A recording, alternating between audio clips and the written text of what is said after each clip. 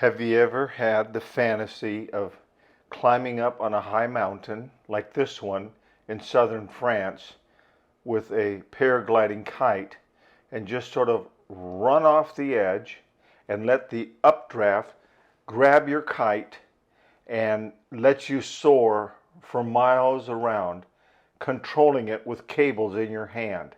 Doesn't that sound exciting? And I'm going to talk to you about whirlwinds. And whirlwinds are commonly known as dust devils. And you can see here in this picture that a dust devil is about to hit the side of this hill where paragliders are positioning themselves to get ready to fly.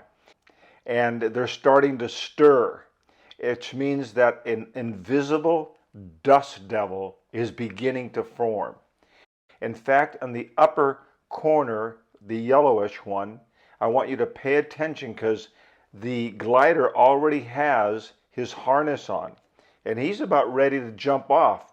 But before he can control it, the dust devil hits and picks him up and he's out of control.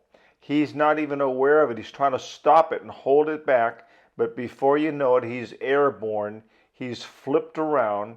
And what can he do except be at the mercy of the dust devil? But as it happens, he literally flies off the screen and flies around, and some of his friends on the ground are watching him, and he spins completely around, caught up in the dust devil. And I think somebody had communication between him and ground control, and they were able to help the poor man who's helpless in this whirlwind to get control of it. And eventually, believe it or not, he swings around and he actually lands on the same slope. Most of us at one time or another have been on a field outside somewhere in the mountains, and we've seen at a distance a whirlwind, a dust devil. It stirs up the ground and kicks it up into the air, and it's really exciting. To me, sometimes I wish it would happen right where I'm standing. I would like to feel what it feels like, except for the fact that I'm smart enough to know that it's probably stirring up so much dust that it'd get my eyes and irritate me, so I'd have to have my eyes closed. But I'm always thinking, how does it feel to be in the middle of a whirlwind, a dust devil?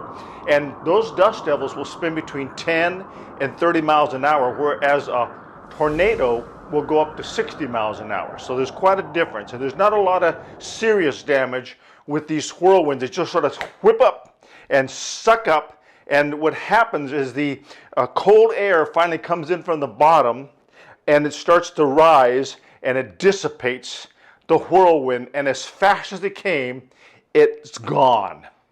I was thinking biblically, isn't that something how the scripture talks about whirlwind? Elijah was caught up in a whirlwind, and the Lord came and got him in that chariot, and the whirlwind whisked him away. But there's also the seriousness of a whirlwind. Do you know that you and I are wrestling not against principalities and worldly rulers that we see around us, but the principalities and the rulers that we contend against with are invisible. And before you know it, we're caught up. And poor David, minding his own business on the roof, looks down and sees Bathsheba. And Hollywood, books, you name it, have talked about poor David's whirlwind romance with Bathsheba.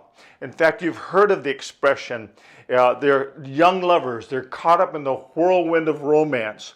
There is a danger, not just of romance, but of life itself, to be caught up in something that gets us out of control. And before you know it, we're like that glider. We're just swooped up into the air, and we don't even have our hands on the cables. We don't have ground control.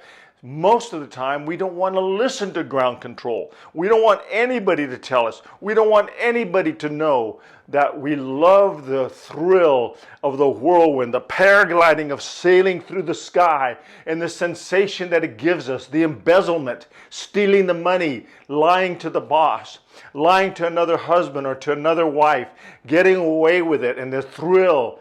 But just like the scripture says, sin is pleasurable, but it's for a season. And if you look at what happened to David, which is so clear in the scripture. He lost so much. But yes, we have a merciful God. He will forgive us. But we don't go around trying to get caught up in the whirlwind like, there it is. Let's run out into the sand and grab a hold of it and see what it's going to feel like. That's craziness. We don't go experiment and go into the whirlwind to see what it feels like, because it's going to leave us crashed down. And by the time David fell out of that whirlwind, it was devastating. He lost several children. Absalom is killed. The baby that Bathsheba has dies untimely. Judgment after judgment. Yes, David penned Psalm 51. Lord, create in me a clean heart. Renew a right spirit. Restore to me what I used to have, the joy of my salvation. I've lost the joy. I have no peace. I've been lying. I've been living a cover-up. The Watergate scandal, a la David in the court of Israel. Nothing is new under the sun. Do you know how you get out of those whirlwinds safely? Like that man we saw on the frame a few minutes ago. He had ground control, and ground control was telling him how to move his cables, how to position himself. And because he obeyed ground control, he was able to maneuver his kite, his parasail, and land safely. We can land safely. If you're caught up in a whirlwind, I beg you, even watching this, that you get out of it immediately. Don't lie, don't cover up, stop what you're doing immediately. Get a hold of ground control, which is, in our case, heaven control. Get a hold of the scriptures. Go to God. Extricate yourself quickly as possible. Drop it, stop it, run from it. The Bible says, flee certain lusts, youthful lusts, but flee all manner of temptation. And flee the devil. He wants to kill us. He is a dust devil, and he's there to kill, steal, and destroy.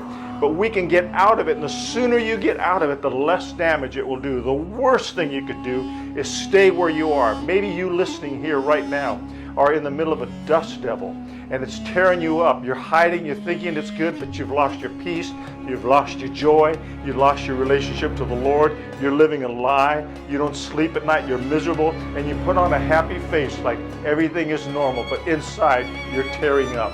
If you're there, get out of whatever it is that you're in. Quickly go to Jesus. Then go to the people you've offended. Seek a pastor for godly counsel, and confess with your mouth what you've done. Because once confession has taken place and counsel is had, the storm abates, and you will enter into the relationship to the Lord. And yes, sometimes the scars remain and the pain remains, but you can be restored and once again enter into peace. That's where Jesus wants us to walk, in perfect peace, as our mind is stayed on Him. I leave you with this word. It's a serious word, to pause and ponder.